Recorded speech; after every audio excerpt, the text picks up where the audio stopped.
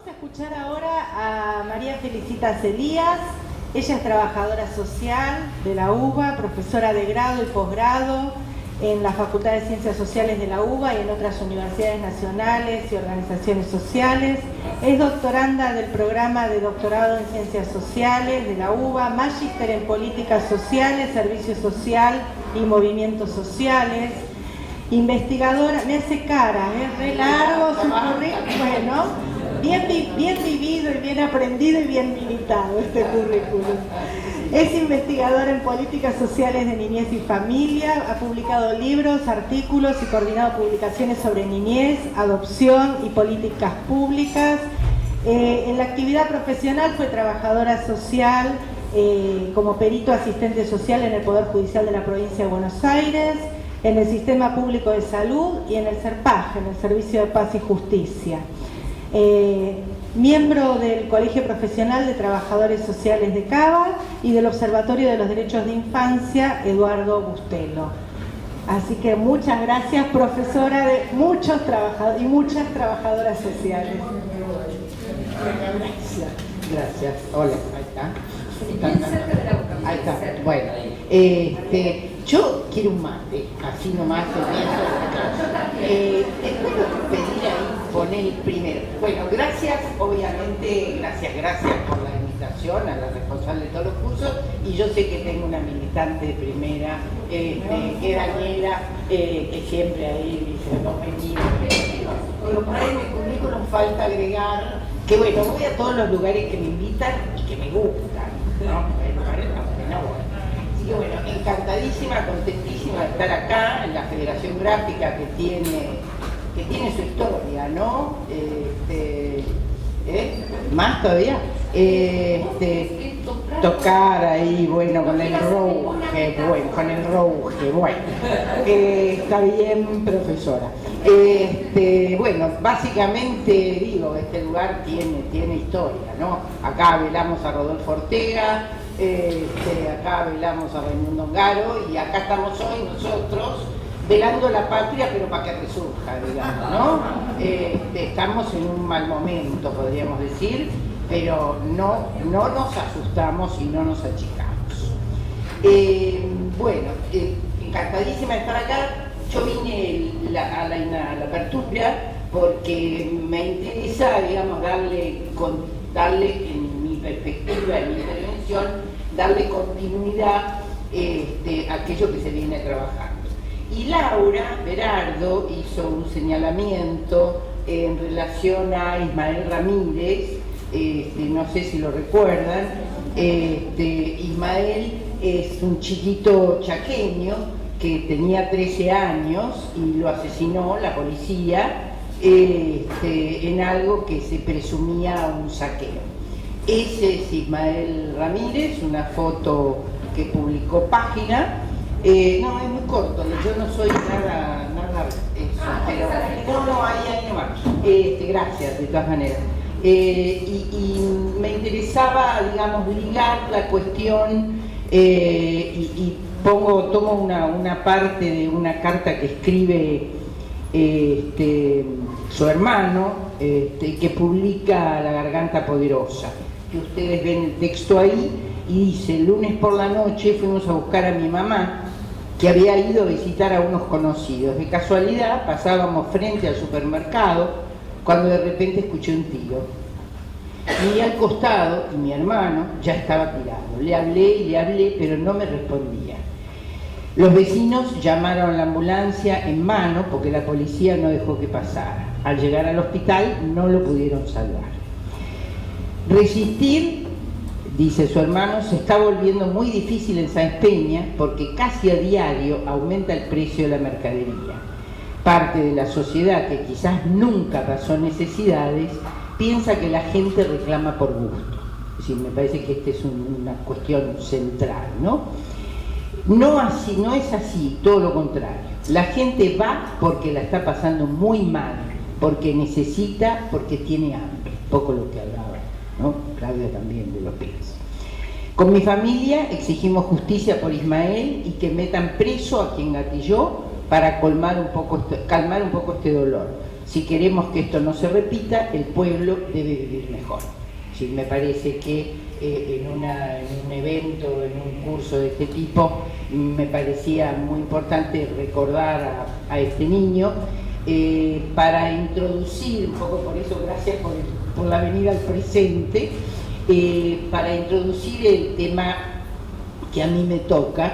Y en realidad me preguntaba, cuando estuve aquí la semana pasada, ¿qué habría sido de Ismael si él hubiera nacido en el 45, en el 46, en el 47, en el 48? ¿Sí?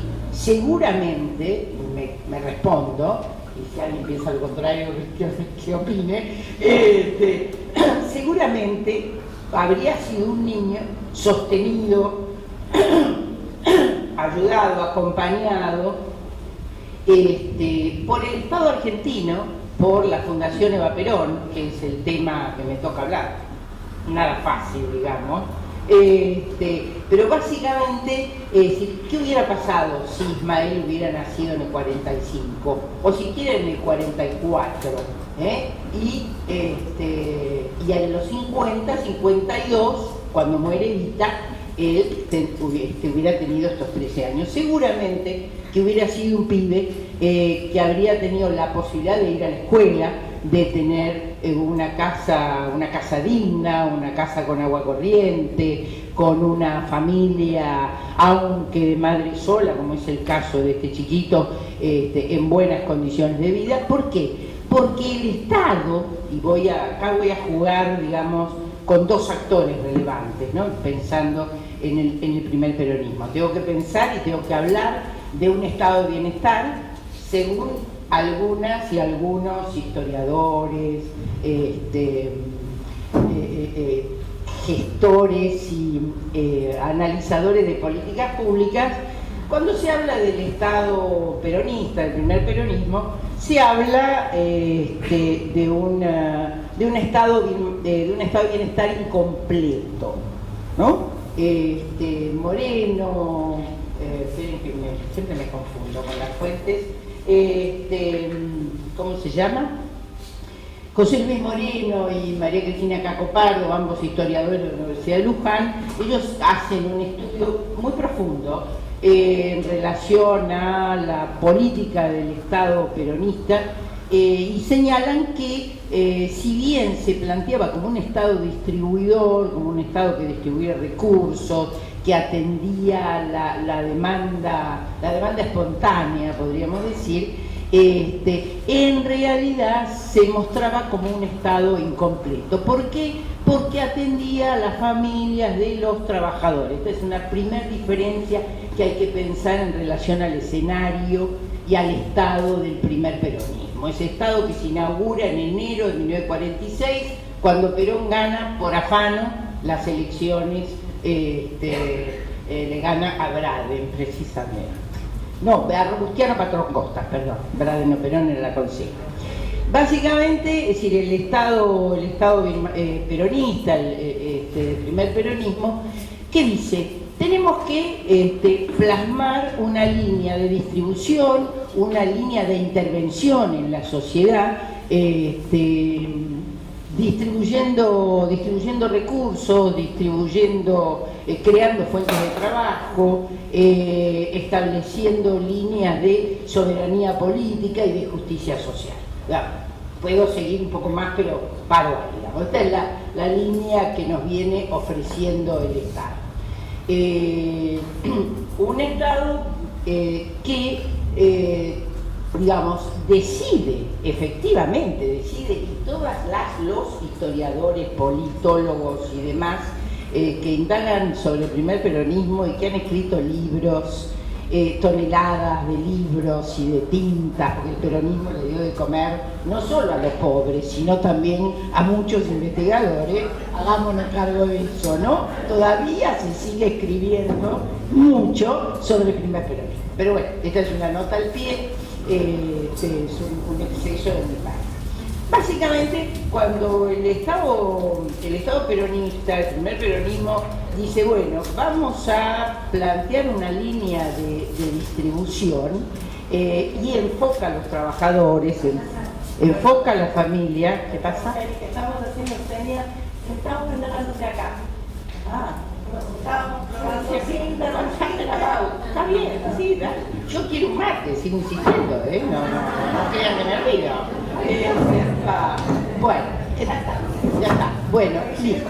Entonces, cuando el Estado peronista se plantea lo que se plantea y enfoca a los pibes, enfoca al piberío ese del que nos hablaba la compañera, y que vemos en montones de fotos en el Museo de Vista, y los autitos y las pelotas y todo lo demás, enfoca en la necesidad de plantear una cuestión muy seria, digamos, que es una nueva Argentina. Es decir, quiero decir, no es un Estado que distribuye porque sí, vamos, viene Papá Noel, dale, regalemos la pelota, regalemos la muñequita. No. La perspectiva es claramente política y creo que esto es lo que les levanta una ira descomunal a la oposición.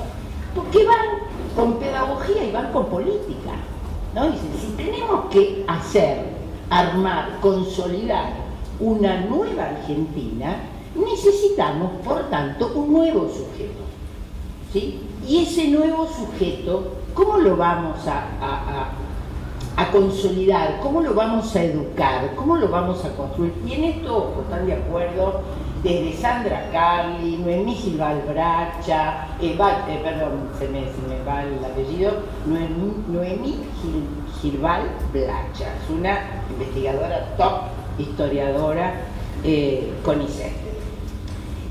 María Marta Versa, bueno, toda la gama de compañeras, colegas, no colegas, CONICET, no CONICET, que han investigado la historia del primer peronismo, coinciden en algún caso muy críticamente, ¿no? En otros casos reconociendo la capacidad de construcción política, porque digo, ¿no? Es decir, pensarla.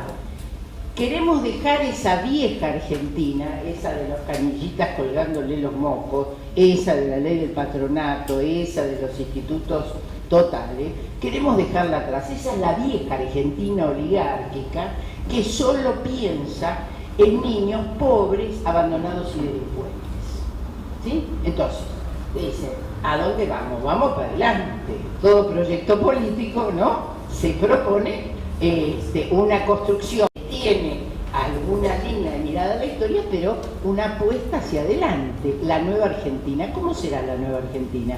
La nueva Argentina será soberana políticamente, económicamente justa y donde lo que prime es la justicia social. Y para esto nosotros necesitamos y queremos formar niñas y niños que sean solidarios. Lo conseguimos. Gracias. Que sean solidarios, que piensen más en lo colectivo que en lo individual, que puedan construir y mirar una perspectiva de patria y de nación, dejando afuera, diría John William Cook, al cipallaje, ¿sí? Entonces, quiero decir, y me parece que esta es una marca muy importante para pensar el primer peronismo y pensar en ese estado de bienestar y en esa obra inmensa que hizo el Estado, pero además la Fundación Eva Perón, ¿sí?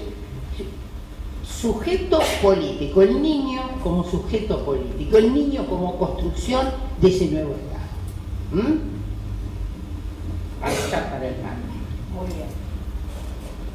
Bien. Cuando hablamos de ese niño, que como digo bien podría haber sido Ismael, que hubiera tenido la dicha de seguir viviendo, de ir a una escuela, de ir, por ejemplo, a la ciudad infantil, esa que estaba en el Bajo Belgrano, que acá seguramente el jovaterío solamente lo recordará, las infantiles no tienen ni idea. Era una ciudad maravillosa, un lugar maravilloso que construyó la Fundación Eva Perón, ahora sí, como como organización, como asociación paraestatal, como otro actor de la política, una ciudad infantil para que los pibes fueran, estuvieran ahí, jugaran, se entretuvieran, todo re top, ¿sí? Como decía Evita, los niños peronistas tienen que tener todo y más que los niños soldados. Y esto generaba mucho odio. Digo, alguna similitud con la situación actual es la historia argentina. Bien, entonces, qué sé yo, la ciudad de los niños, maravillosa, los pibes podían estar internados, pero iban a la escuela afuera, no era esa concepción de institución total, donde el pibe quedaba adentro y quedaba aislado del mundo, no, era una ciudad, los pibes en las cuadras, había almacén, tienda, parlamento, es decir, la posibilidad de interactuar forjándose como futuros ciudadanos, aún desde chiquititos. Cosa que por supuesto la oligarquía le dio un veneno feroz. A la par de la ciudad infantil, que como digo se construyó en 5 meses, si ustedes revisan un poco en internet, yo puedo... yo puedo subir algunas fotos, pero busquen, hay muchísimo. Paralelo al lado de la ciudad infantil, allá en el Bajo Belgrano, donde ahora hay unos edificios, departamentos rechetazos, con piletas, con esto, con lo otro, de luces cocheras, bueno. Al ladito estaba la ciudad estudiantil. La ciudad estudiantil a donde venían jóvenes, chicos y chicas, a cursar la escuela secundaria y o hacer sus estudios universitarios.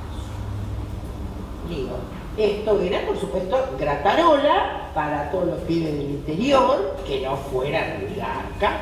Yo me acuerdo de uno que lo quise entrevistar y se me negó, no quiso. Un profe muy conocido de nuestra Facultad de Ciencias Sociales, se me escapó ahora el nombre, pero bueno, ya va a caer. Es la ciudad estudiantil. La ciudad de los niños, por la que me preguntás, es la de La Plata, que es otra dinámica, ¿no? Es decir, todos los historiadores, especialistas, estudiosos de la política del primer peronismo, insisto, Estado y Fundación, reseñan la ciudad estudiantil y la ciudad infantil como las dos obras más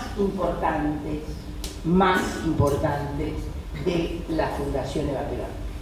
No voy a nominar la cantidad de hospitales, de hogares, la escuela hogar de Seiza, la escuela hogar de Salta, la de la a lo largo y ancho del país.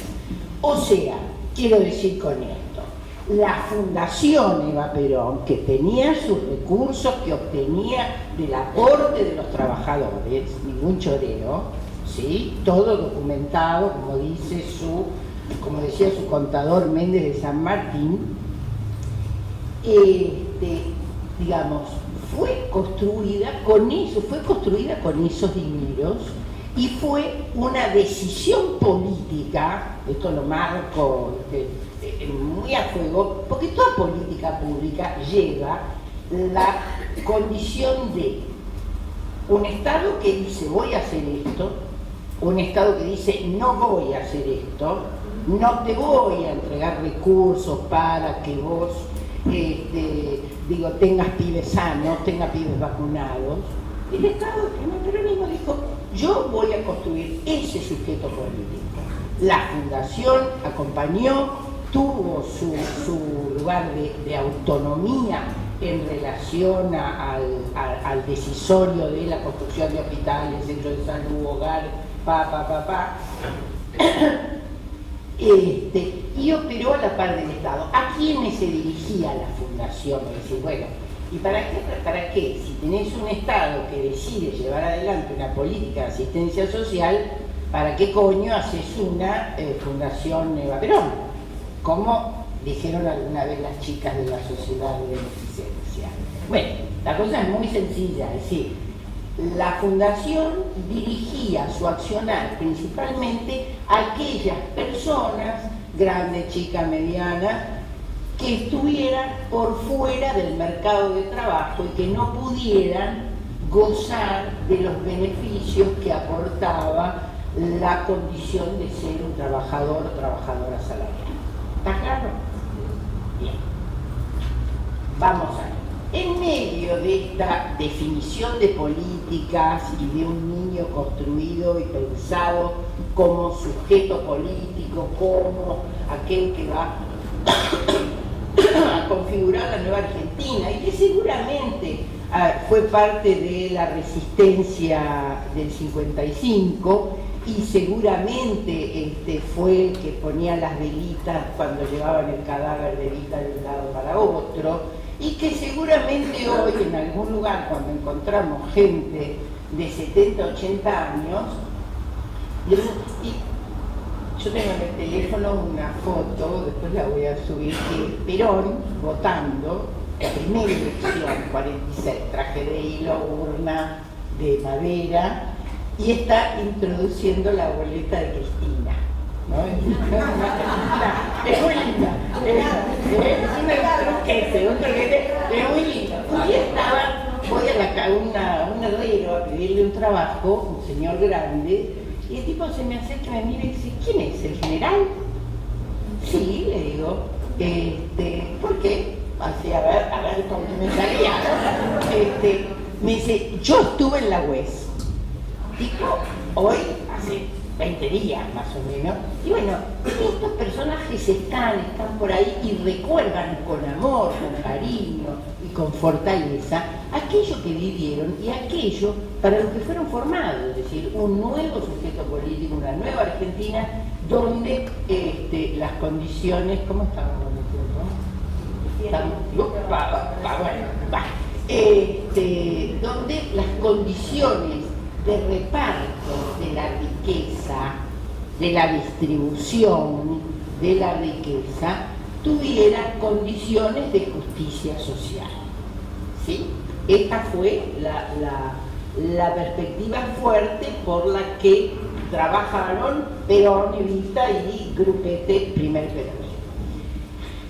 ¿Cómo se buscó consolidar esta política pública y de la fundación?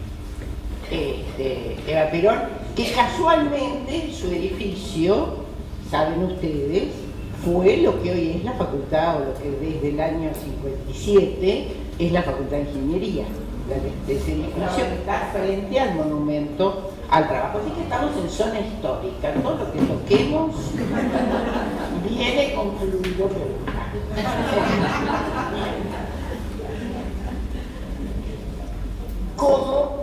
La pregunta es, ¿cómo consolidaban este modelo? ¿Cómo consolidaban esta política? Solo remándola con la acción social, con la fundación, con esto, Perón, Evita Grande, qué sé yo, Gene. Se planteó la necesidad de legalizar, de legitimar, de profundizar esta perspectiva política. ¿Cómo? A partir de la Constitución de 1949. Para los niños, los heavy metal, los fines del siglo XX, la Constitución de 49 fue una construcción que tuvo toda la legalidad, toda la capacidad constituyente para pensar una nueva Constitución. No voy a entrar en los detalles, puedo citar, qué sé yo, Saxay y John William Cook, entre los constituyentes, por supuesto que fueron muchos, de todos los partidos, es decir, tuvo todos los vicios legales. Esa Constitución del año 49, digo, algún parecido con la realidad, insisto, pura casualidad, fue dada de baja en el año 55 por un decreto. Si quieren les digo un decreto, así de, un decreto, ¿sí? ¿Qué me interesa destacar de la Constitución social? Digo, la Argentina no era una isla, la Argentina estaba siguiendo también líneas mundiales, ¿no? El constitucionalismo social no fue un invento de viejo, fue una línea de trabajo. La Constitución del 49 planteaba, lo leo así rapidito, en el capítulo 3, proclama los derechos del trabajador, de la familia, de la ancianidad, de la educación y de la cultura. ¿No? Está claro lo que es una política, la perspectiva, la nueva Argentina, bien. Derecho a trabajar, derecho a una retribución justa, derecho a condiciones de trabajo, está en internet, la Constitución, de todas maneras la puedo subir. Hay un ítem que habla, no lo voy a leer en total, derecho al bienestar. No sé si nos queda claro, derecho al bienestar. Derecho a la preservación de la salud. Año 49, compañeras, compañeros, ¿sí? Derecho a la protección de su familia, derecho a la seguridad social, derecho a la protección de la familia. Acá cuando se piensa en el pibe, se piensa en el pibe y en su familia. No se piensa en el pibe institucionalizado de los años 30 que pensaba el conservador de Zagote, sin mala onda, pero conservador al fin. Un segundo, tranquila. No. Por supuesto, ¿no? Ellos estaban de acuerdo los radicales. Caracoche, exactamente, nombres de calle, se ganaron la calle. Hay un segundo, digamos, tramo de este capítulo tercero que dice de la familia. A ver si nos queda claro, ¿sí? Y dice, sí lo leo, la familia como núcleo primario y fundamental de la sociedad será objeto de preferente protección por parte del Estado, el que reconoce sus derechos en lo que respecta a su constitución, defensa y cumplimiento de sus fines. Por supuesto, plantean la cuestión de la protección del matrimonio. Ustedes recordarán que después hubo una ley de divorcio, esto le significó a Perón alguna protestada de parte de la Iglesia, pero también resguarda los derechos de la ancianidad y los derechos a la educación y la cultura. Capítulo 3, sintético, Constitución del 49. Digo, esto es buscar consolidar una política pública, ¿sí? Desde un soporte político-legal, desde actores, y formar, dirían los muchachos, una base social, ¿sí?, que acompañe el establecimiento, la fortaleza de esa nueva Argentina peronista y justiciera que se trató de trabajar y se forjó durante los 10 años de gobierno peronista. Pero claro, pasame a la segunda, porfa. El año 55, un par de toques anteriores, el 55, junio, septiembre, bombardeo de la plaza. Los estimados señores marinos navales cometieron esta violencia donde murieron 300 y pico de personas. Septiembre del año 1955. Obviamente, mutación de la política, no voy a entrar en los detalles, presos, violencia, ¿sí? Pero sí bombardeo de la Casa de Gobierno, presidio, encarcelamiento, como les dije antes, Constitución del 49 dada de baja por decreto. O sea, la política de asistencia social, la política de acción social estatal, esperen que termine el mate. A ver si me han hecho un descuento, ¿no?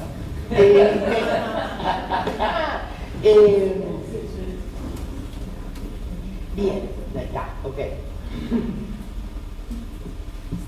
Gracias. ¿Qué quiero decir? El 55, corte de cuajo de la política asistencial del Estado. La otra pata, por supuesto hay colegas y compañeros que dicen que la Fundación Eva Perón era como la sociedad de beneficencia. No, desde ya, NO, no. Y la otra, el otro versículo, que lo vine viendo durante el doctorado, es: Evita cerró la sociedad de beneficencia porque era una mala, envidiosa y pim pam pum. Tampoco es cierto. Desde ya se lo digo, si ustedes revisan los libros de las asambleas de la sociedad de beneficencia, van a encontrar que las chicas de la sociedad, buena gente, buena onda, todas con mucha plata, todo fenómeno, ¿no es cierto? Venían peleándose, debatiendo con Perón, secretario de Trabajo, porque Perón decía, por favor, a ver, señora Pellegrini, ¿me mandás el resumen de cuentas de los subsidios estatales? Por favor. Y acuérdense, sáquenle a los pibes los delantalcitos grises que les ponen en esos horribles institutos creados por la de 1900. Y me olvidaba, y sacame ese cartel que tienen arriba los institutos horripilantes que les ponen a los pibes esa franja de, ya que sos un abandonado, vení que te fajo un poco acá adentro. Pero le decía, sácame, mira, minas seguían haciendo lo que se, che, Pellegrini, dale, no, sí, pim, pum, bueno. Resumen, fue una larga disputa que Perón arrancó en el 43 con la sociedad. Las chicas no le rendían cuentas. Entonces en el 48 cortamos, muchachos, la asistencia social la hacemos del Estado. Venga y vamos con las cuestiones de la sociedad. Eso era una nota al pie. Voy al 55. A los pocos meses de producida la revolución fusiladora, como decimos los que somos peronistas, y eso tiene que quedar muy claro en la cabeza.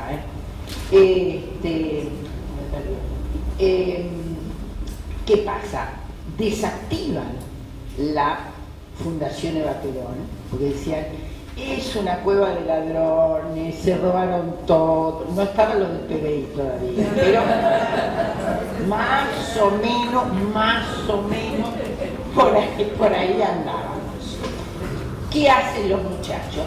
Los muchachos Lonari, Aramburu y compañía designan, después de ocurrir esa revolución, una comisión investigadora que va a desactivar, a descentralizar toda la obra de la Fundación Eva Perón. Va, digamos, provincializa institutos, provincializa hospitales, deriva, bueno, como les decía, el edificio de la Fundación a la Universidad de Buenos Aires, lo que era la maravillosa ciudad infantil y ciudad estudiantil, a la ciudad infantil la deshacen, directamente la echan abajo.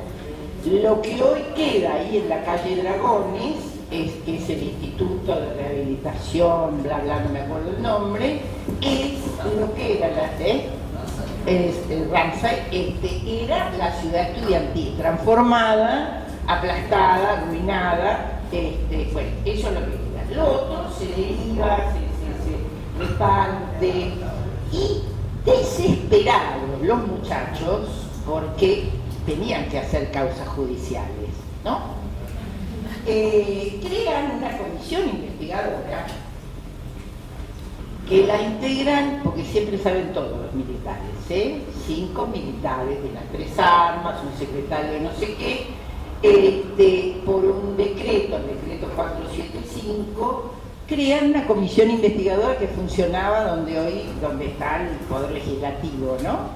Y después de 1 año y medio de investigación, producen el libro negro de la segunda tiranía, que es una divinura. Esta es una fotocopia.